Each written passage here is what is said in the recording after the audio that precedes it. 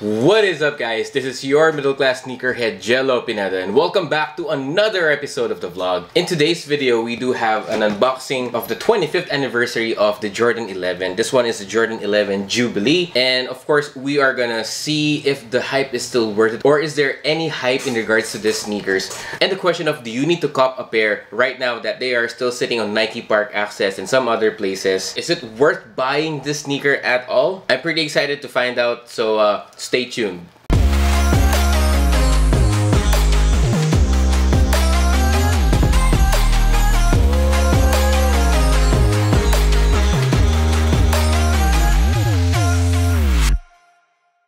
Thank you so much for checking on this video today, guys, and I do hope you guys are having a wonderful day. If you're new here, welcome to the channel, and please consider subscribing if you like content just like this. And if you've been here for a long time now, thank you so much. Happy New Year, welcome to 2021, and this is our first unboxing, so let's jump right in. Alright, so what we have here on my hand is a pair of the Jordan 11 Retro in that Jubilee the Jubilee edition, so it does come with that silver and black box. So these guys are a 25th anniversary or a commemoration to the Jordan 11, which released 25 years ago, way back in 1994 or 1995. And of course, these guys released earlier. There were some, there were some stores in the US that had these earlier, but these were originally released on December 12 for a retail of $220.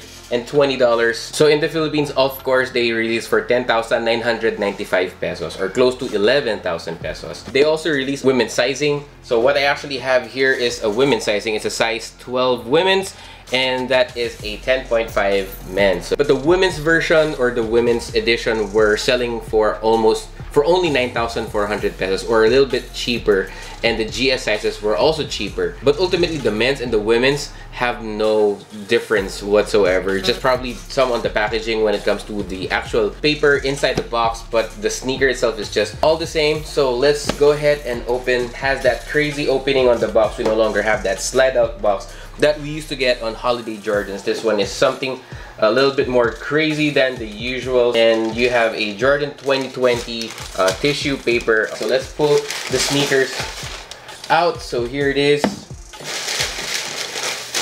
Alright, so here it is, Jordan 11 Jubilee. Now, what's so special about these sneakers? I wasn't really feeling the whole 25th anniversary or the Jubilee. It actually just looked like a pair of Space Jams on top, especially when you are wearing it, except for a few things. Alright, so let's just go through the sneaker before we actually talk about resale and if it's worth buying these sneakers while they are still sitting. So it comes in your typical Jordan 11 materials. We have that higher cut patent leather all around with those widow's peaks peeping through on some sides of the sneaker. You have that ballistic nylon mesh on the upper in black, fat rope laces, which is true to the original Jordan 11 form.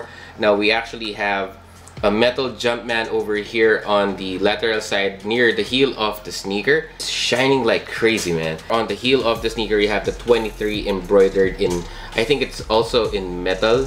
One real good thing about this one is it won't stretch out like your usual Jordan 11s that just stretches out and then suddenly just disappears because of usage. I guess for this one, that will no longer be the case. What you can actually see on the sneaker right here is the Jordan text here on the eyelets of the laces. This one is made out of like hard plastic. It's not metal.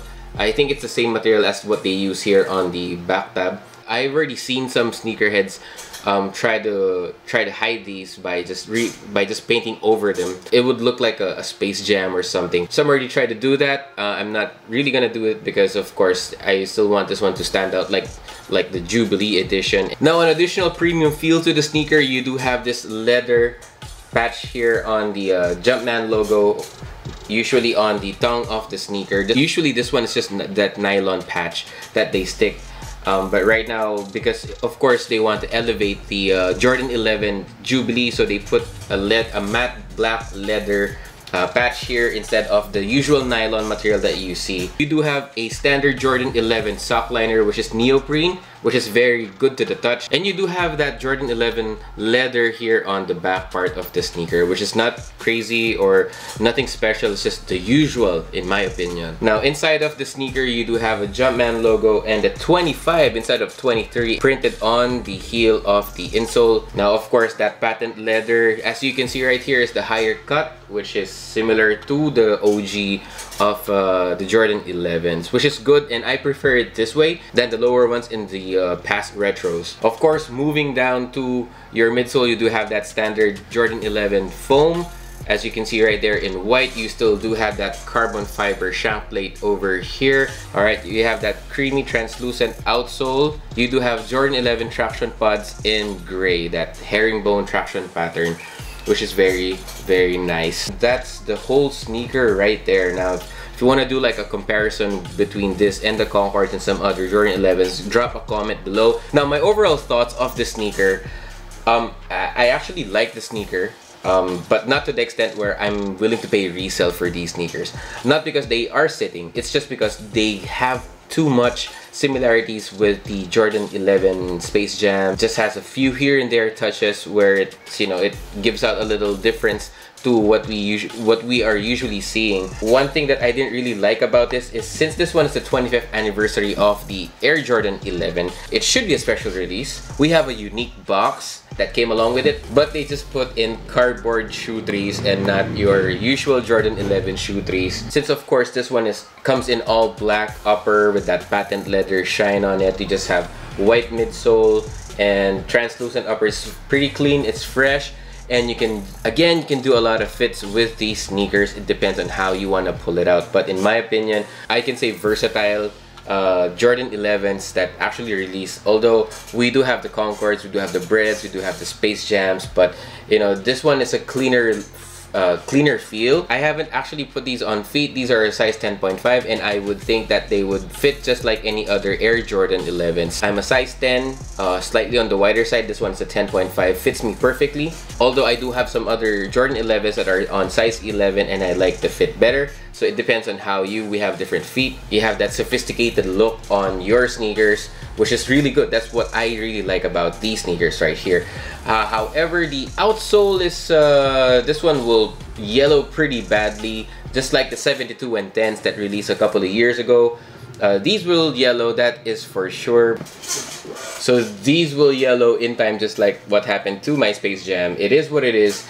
And there's no way to actually avoid. If you don't want to wear your sneakers or you don't want to turn them yellow like this, then don't wear your sneakers. It does work with sole sauce, like we actually already tried it before, but it would take a lot of time and it's just gonna come back to the usual state, which is being yellow. But again, it is your prerogative if you want to wear your sneakers or not. In my case, I will definitely be wearing these.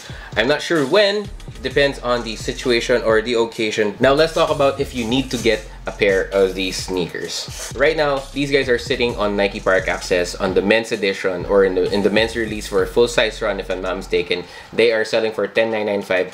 One reason why the women's actually sold out earlier, simply because they were more cheaper. Now these are no different from the men's. They are exactly the same except for the tag or the sizing on the box. Now overall, after the hype of the sneaker, to be real honest with you, right now on the sneaker groups, these aren't really selling a lot, or these aren't really going for resale, as we have pairs that are just sitting on shelves at the moment. But what I do think is you should grab a pair if you are really into the Jordan 11 silhouette. One reason is simply because these guys will no longer retro. These will retro, I'm sure. The Concords will retro, the Breads will retro, no retro or no OG colorway is safe.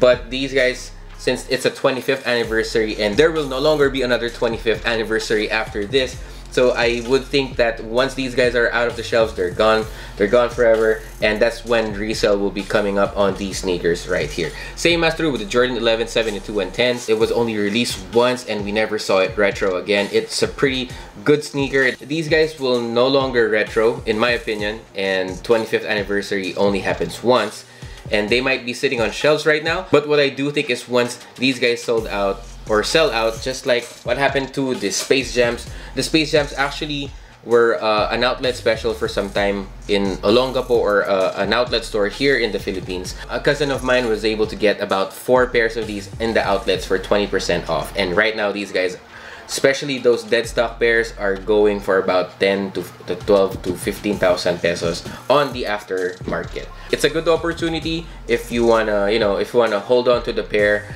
I would suggest, similar to the Jordan 4 Retros, the Fire Reds, which are still sitting at the moment. If pairs are sitting, it's good. You can grab your pair right now. You can put them on hold if you are on the resale perspective of the sneakers. But if you're on the perspective where you rock your sneakers and you wanna wear your sneakers, these guys will no longer retro.